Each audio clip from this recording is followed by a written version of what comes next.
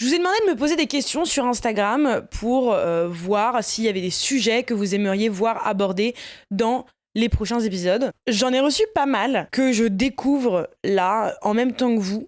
Ce qui est intéressant, c'est que beaucoup de femmes me posent des questions sur la sexualité et on se rend compte à quel point, en fait, nous les femmes, on n'est pas éduquées sur plein de choses et il y a tellement de sujets autour de notre plaisir, de notre sexualité, de l'orgasme, de comment fonctionne notre corps.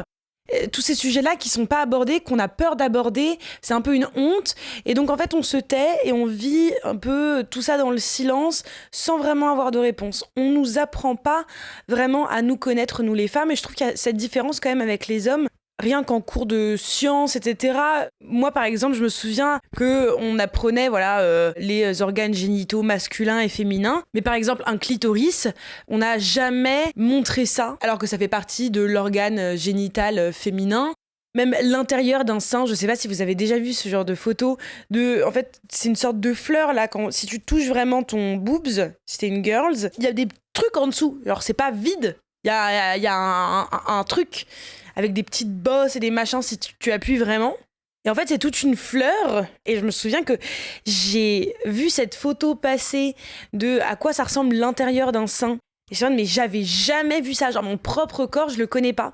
On nous apprend pas à le connaître. Alors que le corps des hommes, on apprend à la fois aux hommes et aux femmes à le connaître. On nous apprend comment il fonctionne. Par contre, tout ce qui est lié à la femme, c'est vraiment mis de côté. Et c'est aussi quelque chose qu'on retrouve dans la médecine. Quelque chose qui est centré autour de l'homme. C'est pour ça qu'il y a beaucoup de... Oh, ma petite plante, elle a fait une autre bébé feuille. Oh mon Dieu, ma vie. Oh, on a fait une bébé feuille, Catou, ma star. Oh là là, les mamans. Désolée, mais il fallait que je fasse cet aparté parce qu'elle est en face de moi, ma vie. C'est mes bébés et mes plantes. Bref, la médecine, elle est tournée autour de l'homme, ce qui fait que parfois il y a des traitements qui sont pas du tout adaptés aux femmes et des avancées médicales qui n'arrivent pas parce qu'on les finance pas. Par exemple, tout ce qui est lié à l'endométriose, c'est que maintenant qu'on commence à en parler, au collège, lycée, personne n'en parlait. Ma mère, je crois pas qu'elle en ait entendu parler, et les générations d'avant non plus. Donc on se rend compte quand même qu'il y a un énorme retard dans la connaissance du corps des femmes, et ça implique que si on connaît pas notre corps, on peut pas le gérer d'une bonne manière, et on peut pas en jouir d'une bonne manière. C'est aussi pour ça que beaucoup de femmes, par exemple, quand on parle de sexualité, ne découvrent pas l'orgasme avant, je sais pas, leur quarantaine, leur trentaine. Il y en a plein qui disent, bah voilà, je sais que je prends du plaisir, mais j'ai pas d'orgasme, quoi. En colère.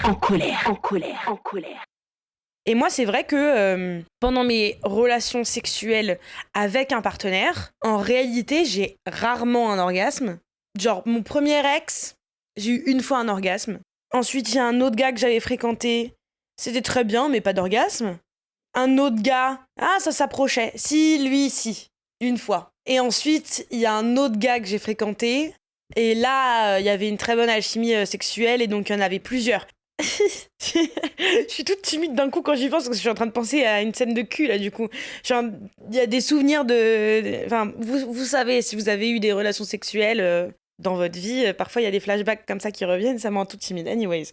Mais il y a en tout cas plein d'expériences avec des hommes où j'ai pas eu d'orgasme. Mais où je kiffe vraiment, hein, c'est pas... Voilà, mais c'est pas le truc, waouh. Et je pense que je m'en serais pas rendu compte si j'avais pas eu des orgasmes solo à côté. C'est-à-dire que moi, je sais ce que c'est un orgasme puisque j'en ai en me-time, en solo. Mais il y a des femmes qui ne se touchent pas. Du coup, elles peuvent très bien se dire, bah ouais, j'ai un orgasme ou j'ai des orgasmes et tout. Et en fait, elles savent pas. Elles peuvent pas comparer. J'ai eu des discussions aussi avec des filles qui, pour le coup, se disent, en vrai, je ressens rien quand je me touche et avec un gars, je sens que ça me fait plaisir, mais il n'y a pas ce truc dont les gens parlent si souvent. Mais il y a eu, en tout cas, des femmes qui savent se dire, alors moi je sais que j'en ai pas eu du tout, ou pas eu du tout avec un partenaire, ou même pas eu du tout solo. Donc il y a eu une question que j'ai reçue qui était comment avoir un fucking orgasme, même seul j'y arrive pas. Là on est dans le vif du sujet. En fait pour moi il y a plein de questions à se poser sur pourquoi seul t'y arrives pas. Est-ce que tu connais ton corps ? Comment tu te sens quand tu fais du solo time, du me time ? Parce que la question de la masturbation chez les femmes, c'est quand même quelque chose de très tabou et qui peut nous paraître dégueu. Même des femmes en couple peuvent, par exemple, avoir un peu honte de leur désir. Et quand t'as honte de ton désir, honte de tes fantasmes, que tu trouves ça un peu dégueu de te toucher, tu peux pas atteindre un orgasme parce que t'es pas en confiance avec toi-même. Tu te dégoûtes un petit peu. Et je pense que tu te dégoûtes parce que, justement, on nous force à nous dire intérieurement « Ouh, c'est dégueu, faut pas se toucher ». Moi, je me souviens, au collège, il y avait un gars qui nous avait dit « Eh, vous touchez ou pas ?» J'avais déjà mes petits solo time à moi. Et je me souviens que les meufs à côté de moi étaient en mode « Iouh, bah non !» Et du coup, moi aussi, j'étais en mode « Ah, berk !» Et à la fin, je rentrais chez moi en mode « Putain, mais je suis un monstre, genre !» Et je me souviens que je priais Dieu. J'étais à « Arrête et tout, je suis en train de pécher et tout. » J'en étais venue à prier Dieu, à prier la Sainte Vierge, parce que je pensais que je faisais un truc, il y avait que moi qui étais au courant sur la planète Terre, il y avait que moi qui faisais ça, et j'étais une psychopathe. Alors qu'en fait, tout le monde fait ça, et sauf que nous, les meufs, on nous apprend que c'est pas bien. Donc déjà, à voir, est-ce que c'est quelque chose qui est présent chez toi, ce truc un peu là, dans le derrière de ta tête, qui te dit en mode « Ah, berk !» Je pense qu'il y a un vrai besoin d'être en accord avec son corps, de sentir bien dans son corps. Sinon, tu peux pas te donner du plaisir à un corps que t'aimes même pas, parce que t'as pas envie de lui donner du plaisir. Peut-être un peu vite fait, mais en réalité, au fond de toi, t'es en mode ouh. Moi, je connais plusieurs personnes qui, en fait, sont vraiment déjà pas à l'aise avec leur corps, ont une relation avec leur corps qui est parfois conflictuelle, avec beaucoup d'attentes, de je veux que mon corps il ressemble vraiment à ça, ou sinon, on dénigre beaucoup son corps. Et donc, en fait, ça fait que on n'est pas dans un mindset de tendresse avec soi-même, on n'est pas dans des conditions optimales pour se faire plaisir et recevoir le plaisir qu'on souhaite avoir. Et moi, je pense que ça s'atteint par plein de choses. Le fait de se sentir bien avec son corps, genre le fait de se regarder nu dans le miroir. Genre moi, je sais qu'avant, j'avais pas mal de complexes liés à mon ventre ou à telle ou telle chose. C'est surtout mon ventre qui est une chose qui a pu me complexer dans la vie. J'ai commencé à juste me foutre à poil et je me regarde. Et en fait, au bout d'un moment, je me suis sentie hyper à l'aise avec mon corps. C'est une enveloppe, quoi. Donc, je la regarde, je la touche et je suis en mode « Ouh, slay, ok, ça c'est sympa, nanani, nanana. » Et donc, même travailler sur sa sensualité, est-ce que t'aimes bien t'acheter de la lingerie? Est-ce que c'est quelque chose qui peut te faire te sentir belle, te donner encore plus confiance en toi? Parce que je pense que ça aussi, c'est un facteur qui est important. Et sinon, je pense que voilà, il y a d'autres raisons qui sont liées, pas à la pratique elle-même, parce que je pense que la capacité d'atteindre un plaisir, elle est liée à plein de facteurs plus profonds dans comment on se sent. Est-ce qu'il y a un traumatisme sexuel? Après avoir vécu un viol, j'ai été complètement bloquée pour avoir un orgasme. Et c'est lié à une autre question d'ailleurs où tu dis, est-ce que c'est normal de pleurer après la fin d'un rapport? Alors déjà, c'est normal, et ça arrive pour plusieurs raisons. Je suis en train de parler d'un trauma, donc on va faire le lien avec ça. Du coup, après ce viol, au bout d'un moment, j'avais envie de sexe, envie de plaisir. J'étais là à me toucher et tout, et en fait, je me bloquais, et je n'y arrivais pas, parce que dans ma tête, je visualisais des trucs, tout comme tu peux te visualiser en mode « Ah, je suis moche, ah, je suis dégueu ».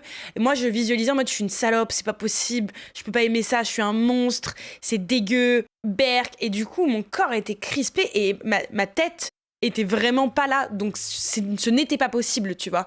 Et donc en fait, tu te mets une pression à faire en sorte que ça marche, et t'es en mode « Et en fait, ton corps, il a pas envie, ta tête, elle a pas envie, donc forcément, ça bloque. Et quand j'y arrivais, je m'effondrais en larmes. Mais d'un coup, j'étais dégoûtée de moi-même, j'étais dégoûtée d'avoir ressenti du plaisir, même si c'était un truc hyper, dans la douceur de moi à moi, ça me dégoûtait. Mais la raison principale, d'après moi, est-ce que c'est normal de pleurer après un rapport ou même en solo time, c'est ton corps, il est en tension pendant que t'es en train d'avoir une activité sexuelle ou de te toucher, etc. Et donc, quand tu prends du plaisir, petit à petit, il se détend, ton corps relâche la pression, et souvent, il y a des larmes qui ressortent. Même si c'est pas du tout lié à un trauma. Hein. Moi, je sais que là, il y avait un gars avec qui j'ai couché et tout. Pardonnez-moi. Sans rire, à un moment, la baise était tellement fashion que j'étais là en mode, je me suis effondrée en larmes. Mais genre, je savais plus où me mettre. Et j'étais là, genre je pleurais ma race. Et c'est normal parce qu'il y a plein d'hormones en fait, et donc souvent quand t'es détendu, c'est beaucoup plus simple de ressortir plein de choses, et donc parfois tu pleures. Et moi je me souviens que je pleurais et en même temps je riais, et ensuite je pleurais et Donc j'ai cette expérience-là qui est franchement pas du tout négative. Et après, j'ai des expériences où, comme je vous l'ai dit, où je me touchais et que là, après, je pleurais. Ou la première fois que j'ai repris le sexe après avoir vécu ce viol, donc ça s'était bien passé et tout, mais j'avais tellement mis une pression qu'une fois que ça s'était passé, j'ai dû aller me mettre dans un coin. Et là, j'ai pleuré, mais genre de... Tout va bien, tu vois. Mais en général, s'il n'y a pas de traumatisme ou quoi, dans tous les cas, c'est quelque chose qui est normal, qui existe, c'est un relâchement de ton corps. J'en reviens à la question initiale, comment avoir un fucking orgasme ?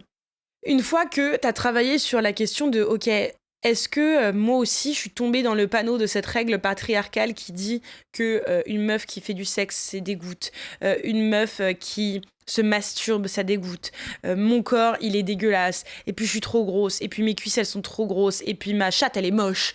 Parce qu'il y a beaucoup de meufs qui sont complexées par leur touch, genre, ah oui, mais ma chatte, elle est trop fine, ou elle est trop grosse, ou alors ça dépasse, ou là, ça rentre, ou, enfin, j'en sais rien, tu vois.